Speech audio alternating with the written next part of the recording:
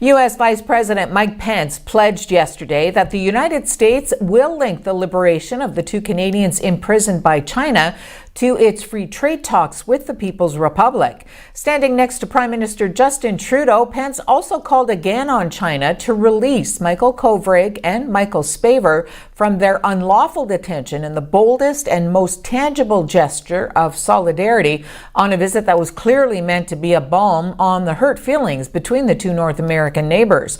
The former Indiana governor came to Ottawa yesterday bearing a figurative hug on behalf of a combative president who has insulted the Prime Minister, taxed Canada's metals as a national security threat, and accused Canadian farmers of unfairly impoverishing their American counterparts.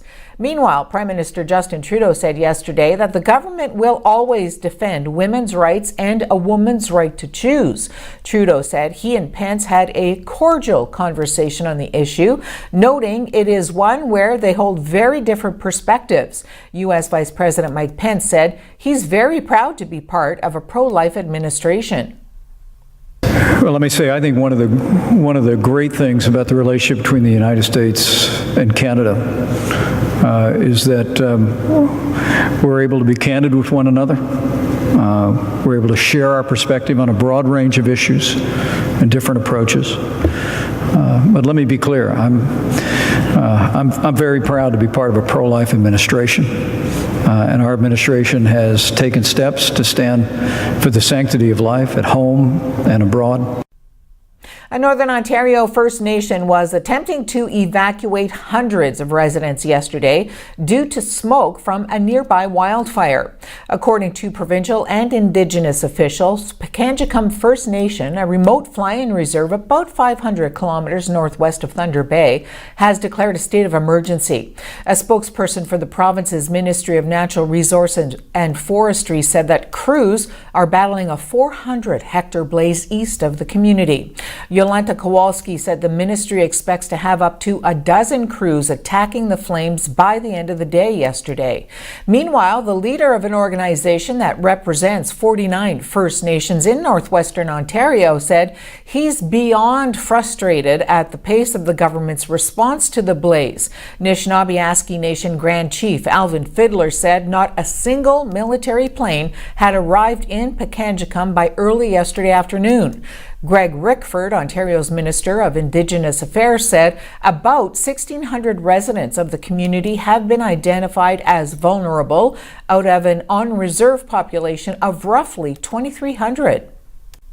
After another Northern Ontario municipality declared a state of emergency due to flooding, the MPP for Nickel Belt in Sudbury, Franz Gélina, said in the legislature that the flood management budget should not be cut. The municipality of French River declared a state of emergency on May 26th after the water levels rose to historical levels 40 centimeters higher than ever recorded. In April, the provincial government announced funding cuts to Conservation Authority's flood management programs just before many municipalities started to experience flooding. French River is the fourth municipality in Northern Ontario to declare a state of emergency because of the rising water levels. Temiskaming Shores, Mattawa, and West Nipissing declared emergencies earlier this month. It's been operational for more than 10 years, but the last bit of profitable ore was processed at Ontario's only diamond mine. De Beers says production at its Victor Diamond Mine near Attawapiskat First Nation has wrapped up. There has since been several days of low-grade ore and limestone being processed to help purge the plant of any remaining diamonds. Mining activities stopped at the site in March when the focus shifted to processing the remaining surface ore stockpiles. A shutdown process will take place until the end of June. The company says through the first quarter of 2019, 8.1 million carats of diamonds were recovered from the mine. A final count of the total production will be available in July when the company reports its second quarter results.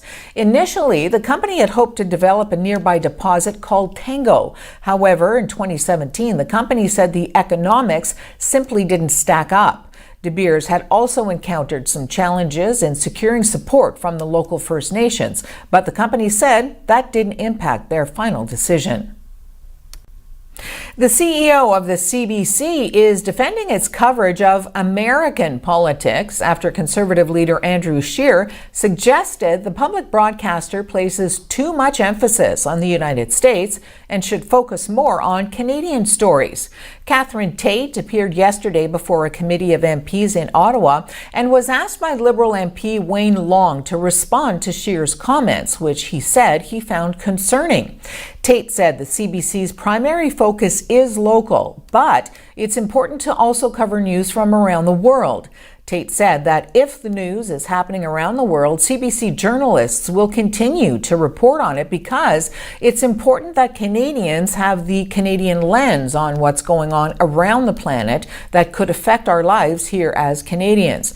Earlier this week, Scheer told the Canadian press that if he's elected Prime Minister, he would like to scrutinize the national public broadcaster to ensure the CBC tells enough Canadians